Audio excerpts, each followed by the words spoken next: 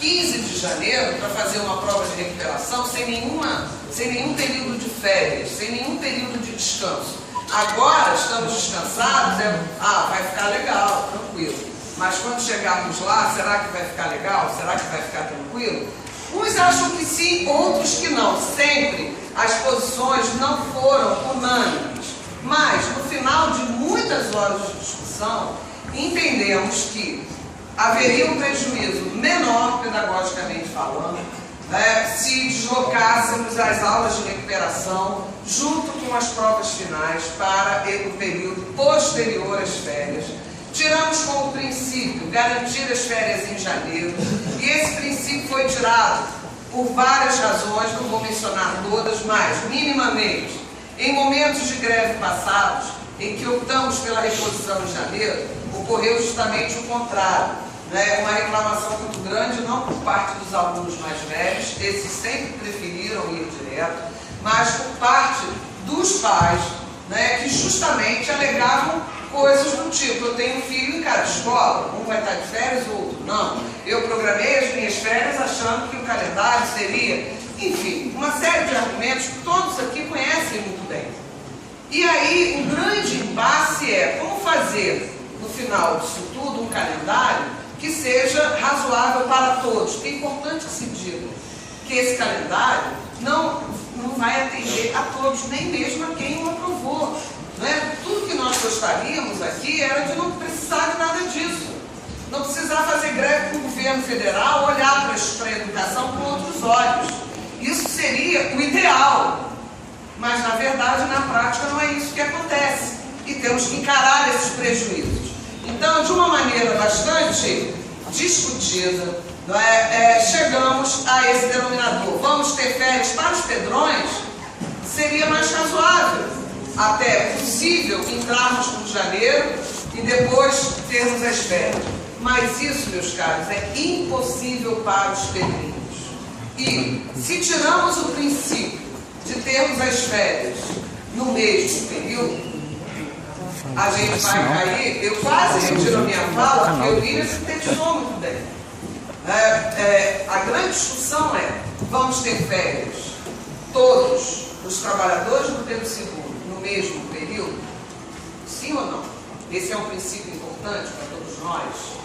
E aí a gente, às vezes, nessa hora, precisa abrir mão um pouquinho daquela questão individual, da nossa preferência individual, para ter um olhar sobre o todo, um olhar político sobre o todo. E a segunda coisa é o que é possível se fazer e quando serão essas férias. Então, elas serão no mesmo período, é uma coisa. A outra, quando serão essas férias? Se discutirmos esses dois itens, chegaremos a um calendário. É isso. Aqui outros representantes, o professor Flávio Balori, a professora Deise, Sandra, Miguel, estiveram na discussão do CONEC, quiserem acrescentar alguma coisa, próprio reitor, mas em síntese foi isso. Senhora professora Leila, eu lhe peço venha, não me demora bem. Senhor conselheiro William, não sei se o senhor se sentiu atendido e seus colegas, mas me cabe, nessa figura concomitante de presidente do Conselho Reitor, esclarecer ao senhor, para que o senhor faça os seus pares cientes de que a reitoria tem projeto para que os alunos concluintes do terceiro ano, aprovados pelo Enem, não sofram solução de continuidade face à greve. Assim como o reitor não pretende ultrapassar o direito de ninguém, como tem procedido, como agora procedo apresentando este calendário, porque este calendário, segundo o conselheiro William, é parecido com o calendário tirado pelo movimento de greve, mas este calendário foi um calendário apresentado pela reitoria. Então, gostaria que o senhor e seus pares vissem o reitor como um dos responsáveis por este calendário, apesar dele não ser o calendário dos alunos. Se a explicação da professora Elaine foi suficiente, eu poderia até parar por aqui. Mas queria, porque eu acho que é importante, que o senhor, como representante do consulto, e seus outros pares, também representantes, façam a comunidade de formandos do ano de 2014 cientes que o retorno no Colégio Pedro II pretende vitimar nenhum aluno por causa do calendário de reposição. Será feito dentro da legalidade, será feito com 200 dias, mas será pensada, não há nada pensado ainda, à disposição de que não haja prejuízos insanáveis para os alunos. Prejuízo já houve, para que não haja insanável, para aquele que não é maior de idade e não consegue obter o título de conclusão do ensino médio através do sistema do Enem. Então, o senhor, por favor, porque o senhor pediu esclarecimento, eu lhe faço o meu fiador, que o senhor transmita para todos os seus, que a reitoria em breve apresentará uma solução que não provoque continuidade no processo dos estudantes. Senhora professora Leila, por favor.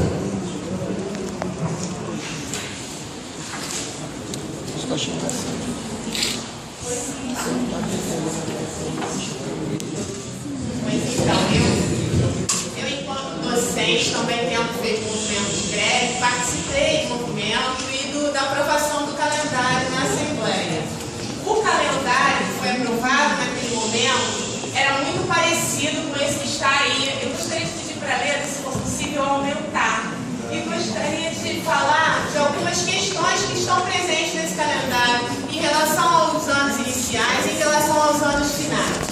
Em relação aos anos, vou começar pelos anos finais, que não é a minha praia, mas sobre os pais eu posso dizer alguma coisa também. Em relação aos anos finais, a questão colocada pelos pais na proposta de calendário, lida na parte final pela conselheira Luciana, aqui em relação às férias dos estudantes, na proposta de calendário aprovada no CONEP, que é muito parecida com a da Assembleia, existe um prazo muito grande em fevereiro de segunda chamada, uma semana de segunda chamada, a semana de carnaval, depois uma semana de conselho de classe e depois a semana de arrumação da escola. Tem várias semanas em que os alunos terão sim férias, os responsáveis terão sim férias. E o mais importante que existe nessa proposta, como a conselheira Elaine bem disse, é que as férias dos servidores e dos estudantes ficam próximas do colégio.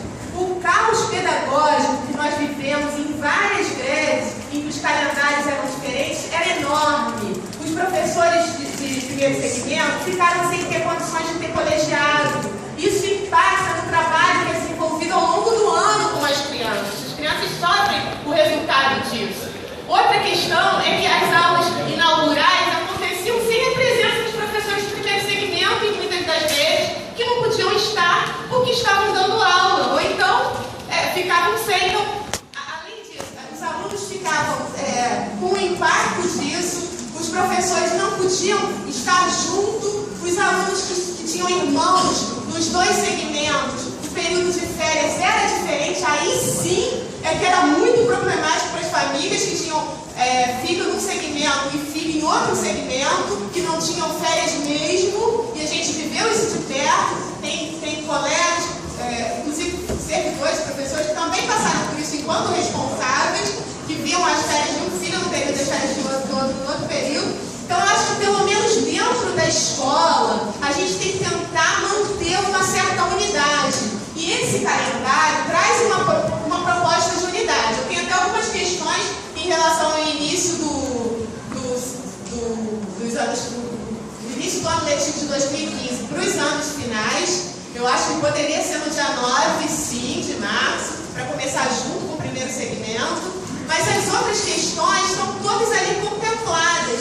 E eu reitero a proposta que o reitor disse que tem, que a reitoria vai apresentar. Eu acho que precisa haver uma adequação para o calendário do terceiro ano. As atividades de avaliação para os estudantes do terceiro ano podem ser antecipadas desde que sejam cumpridos os 200 dias letivos. Então, eu acho que precisa ser dada uma solução para os alunos do terceiro ano, sim. E considero que esse calendário é o melhor diante da situação que nós vivemos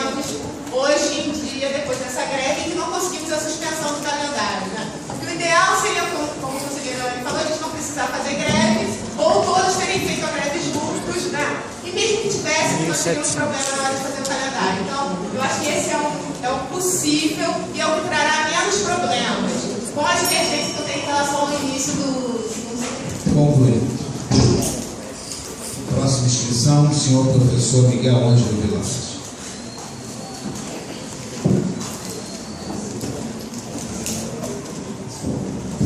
Boa tarde a todos. Como diretor de campus, eu represento não só professor e funcionário, mas também represento alunos, visto que a gente é eleito por todos. E ontem as turmas de terceiro ano estavam em pânico para saber como resolver o problema dos 200 dias. Professores, alguns professores já e alunos estavam combinando de fazer alguma coisa de janeiro e vieram conversar comigo. Eu disse, olha só, eu não só não posso descumprir a lei, acho ótima essa opção, porém eu tenho que saber se o Conselho Superior também vai me autorizar que alguns professores trabalhem em janeiro para a aplicação das provas do conceito de classe. Porque aí, dentro de tudo que está sendo dito agora, eu teria um outro calendário de uma série. Eu, particularmente, concordo que me preocupa não só isso. Eu tenho alguns alunos do terceiro ano e também do nono ano que estão tentando escolabilidade. E que no início de janeiro eles já têm que estar, a escola militar não aceita a declaração, não aceita nada, tem que estar com certificado. E aí o aluno faz o sacrifício no ano inteiro e perde. Hoje a gente não tem a possibilidade de ter que adiem calendário de matrícula, porque hoje quando a gente faz greve, a gente tem que lembrar também que o governo, através do Enem, ele tem um controle absoluto das datas. Datas de prova, que não vai mudar, certo? E datas de matrícula, que é feito o seguinte. Então, assim, eles não vão flexibilizar nada, então a gente tem que tentar atender o terceiro ano de uma forma, mas que tenha os 200 dias. Essa antecipação que a professora falou, se a gente botar a prova final antes do dia 20 de dezembro, a gente não terá os 200 dias. Só para a professora Elaine não precisa de defesa, se defende muito bem, não foi o que ela propôs.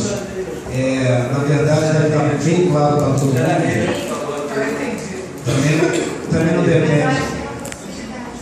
Não há, só há dia letivo até o último dia marcado no mês de dezembro. Esses são dias letivos. Aqueles assinalados no mês de fevereiro são dias não considerados letivos, conforme a Lei 83, 94 e nossa 96.